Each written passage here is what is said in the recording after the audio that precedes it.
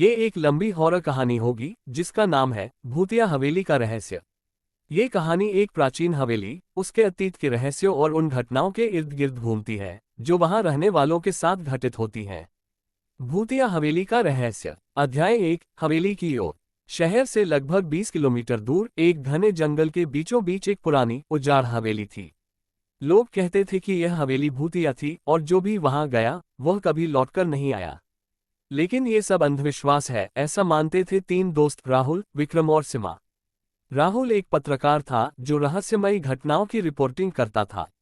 विक्रम को एडवेंचर का शौक था और सिमा एक इतिहास की छात्रा थी जिसे पुरानी जगहों और उनसे जुड़े रहस्यों की गहरी दिलचस्पी थी। एक दिन उन्हें एक पुरानी किताब हाथ लगी जिसमें इस हवेली का जिक्र था। किताब में लिखा था कि हवेली कभी एक अमीर जमींदार की थी जिसका पूरा परिवार एक रात रहस्यमयी परिस्थितियों में गायब हो गया था। तभी से यह हवेली वीरान पड़ी थी। इस किताब ने तीनों को हवेली जाने के लिए प्रेरित किया। अध्याय 2। हवेली में पहला कदम। रात का समय था, चांदनी चारों ओर फैली थी, लेकिन हवेली के पास पहुंचते ही घना अंधेरा छा गया।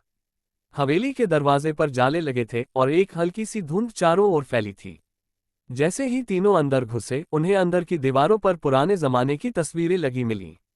उन तस्वीरों में कुछ लोग थे जिनकी आंखें कुछ अजीब सी लग रही थी, मानो वे उन्हें देख रहे हों। यहाँ कुछ तो गड़बड़ है, सिमा ने फुसफुसाते हुए कहा।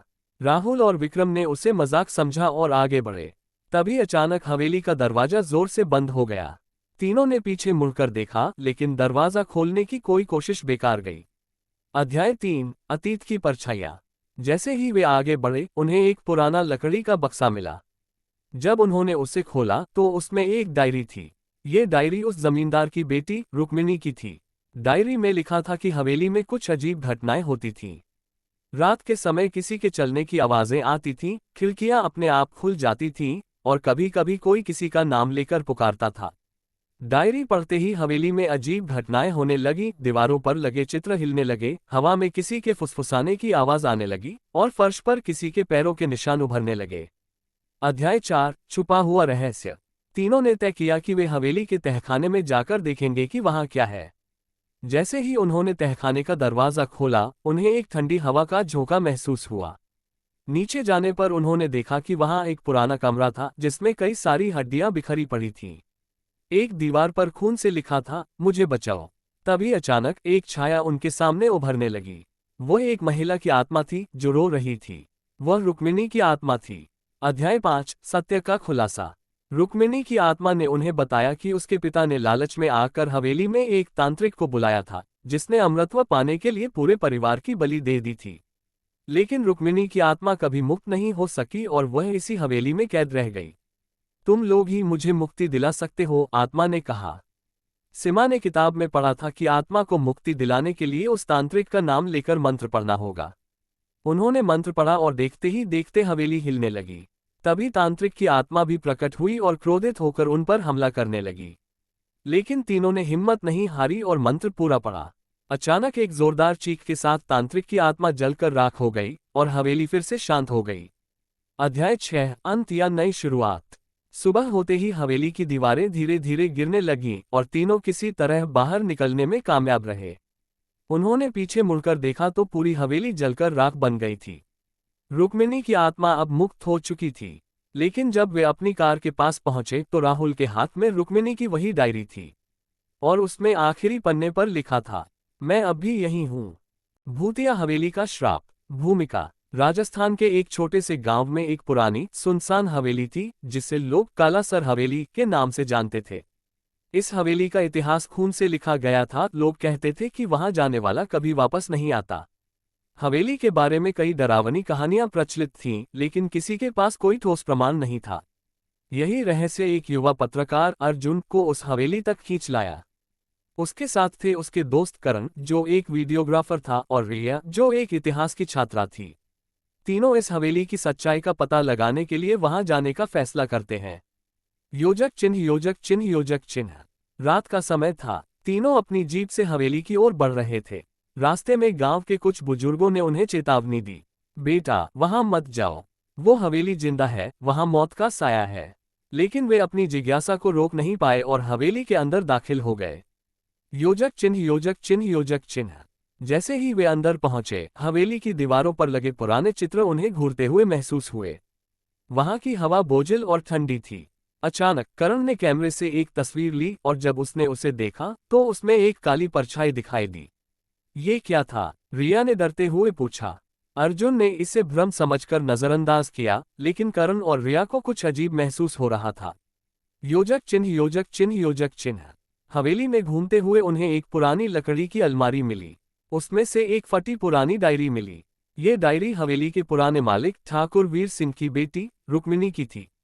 डायरी के पन्नों में लिखा था, मेरे पिता ने हवेली की रक्षा के लिए एक तांत्रिक की मदद ली थी, लेकिन वह तांत्रिक दुष्ट निकला।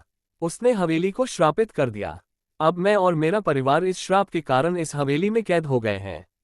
अगर कोई यह डायरी पढ़ रहा है तो कृपया हमें मुक्त करे।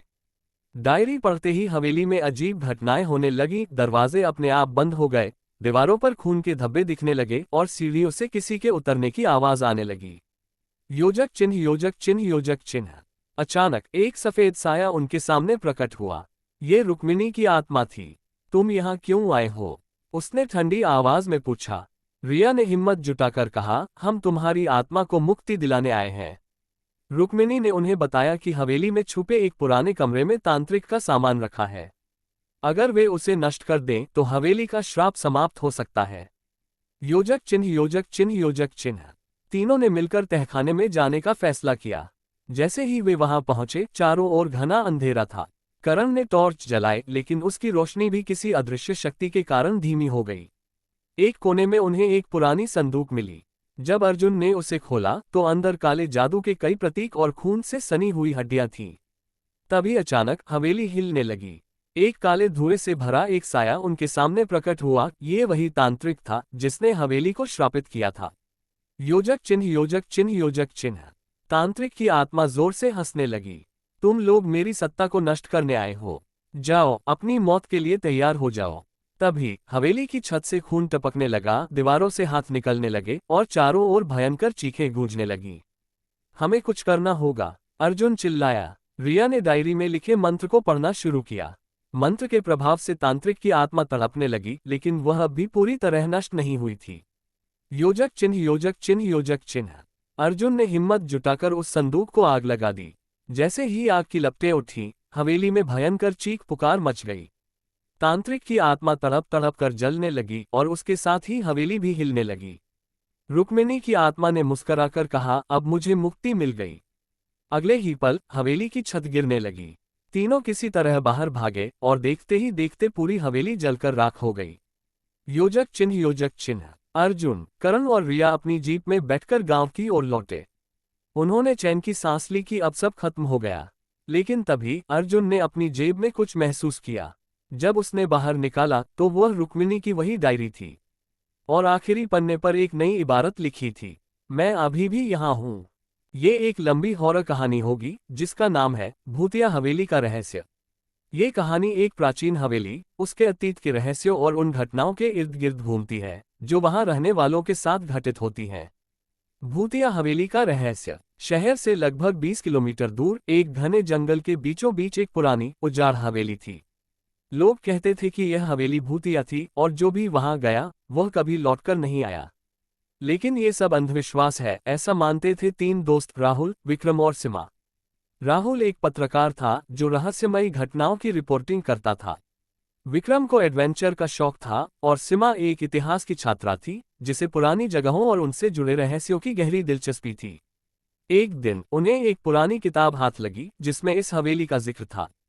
किताब में लिखा था कि हवेली कभी एक अमीर जमींदार की थी जिसका पूरा परिवार एक रात रहस्यमयी परिस्थितियों में गायब हो गया था। तभी से यह हवेली वीरान पड़ी थी। इस किताब ने तीनों को हवेली जाने के लिए प्रेरित किया।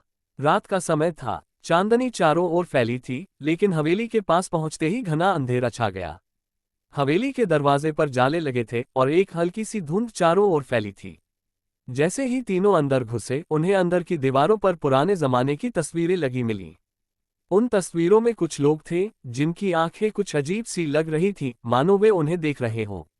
यहाँ कुछ तो गड़बड़ है, सीमा ने फुसफुसाते हुए कहा। राहुल और विक्रम ने उसे मजाक समझा और आगे बढ़े। तभी अचानक हवेली का दरवाजा जोर से बंद हो गया। तीनों ने पीछे मुड़कर देखा, लेकिन दरवाजा खोलने की कोई कोशिश बेकार गई। जैसे ही वे आगे बढ़े, उन्हें एक पुराना लकड़ी का बक्सा मिला। जब उन्होंने उसे खोला तो उसमें एक डायरी थी। ये डायरी उस जमींदार की बेटी रुक्मिणी की थी। डायरी में लिखा था कि हवेली में कुछ अजीब घटनाएं होती थीं। रात के समय किसी के चलने की आवाजें आती थीं, खिड़कियां अपने आप खुल जाती थीं, और कभी कभी कोई किसी का नाम लेकर पुकारता था। डायरी पढ़ते ही हवेली में अजीब घटनाएं होने लगी। दीवारों पर लगे चित्र हिलने लगे, हवा में किसी के फुसफुसाने की आवाज आने लगी, और फर्श पर किसी के पैरों के निशान उभरने लगे। तीनों ने तय किया कि वे हवेली के तहखाने में जाकर देखेंगे कि वहां क्या है। जैसे ही उन्होंने तहखाने का दरवाजा खोला, उन्हें एक ठंडी हवा का झोंका महसूस हुआ। नीचे जाने पर उन्होंने देखा कि वहां एक पुराना कमरा था जिसमें कई सारी हड्डियां बिखरी पड़ी थीं। तभी अचानक एक छाया उनके सामने उभरने लगी। वो एक महिला की आत्मा थी जो रो रही थी। वह रुक्मिणी की आत्मा थी। रुक्मिणी की आत्मा ने उन्हें बताया कि उसके पिता ने लालच में आकर हवेली में एक तांत्रिक को बुलाया था, जिसने अमृतत्व पाने के लिए पूरे परिवार की बलि दे दी थी। लेकिन रुक्मिणी की आत्मा कभी मुक्त नहीं हो सकी और वह इसी हवेली में कैद रह गई। तुम लोग ही मुझे मुक्ति दिला सकते हो, आत्मा ने कहा। सीमा ने किताब में पढ़ा था कि आत्मा को मुक्ति दिलाने के लिए उस तांत्रिक का नाम लेकर मंत्र पढ़ना होगा। उन्होंने मंत्र पढ़ा और देखते ही देखते हवेली हिलने लगी। तभी तांत्रिक की आत्मा भी प्रकट हुई और क्रोधित होकर उन पर हमला करने लगी। लेकिन तीनों ने हिम्मत नहीं हारी और मंत्र पूरा पढ़ा। अचानक एक जोरदार चीख के साथ तांत्रिक की आत्मा जलकर राख हो गई और हवेली फिर से शांत हो गई। सुबह होते ही हवेली की दीवारें धीरे धीरे गिरने लगीं और तीनों किसी तरह बाहर निकलने में कामयाब रहे। उन्होंने पीछे मुड़कर देखा तो पूरी हवेली जलकर राख बन गई थी। रुक्मिणी की आत्मा अब मुक्त हो चुकी थी। लेकिन जब वे अपनी कार के पास पहुंचे तो राहुल के हाथ में रुक्मिणी की वही डायरी थी और उसमें आखिरी पन्ने पर लिखा था,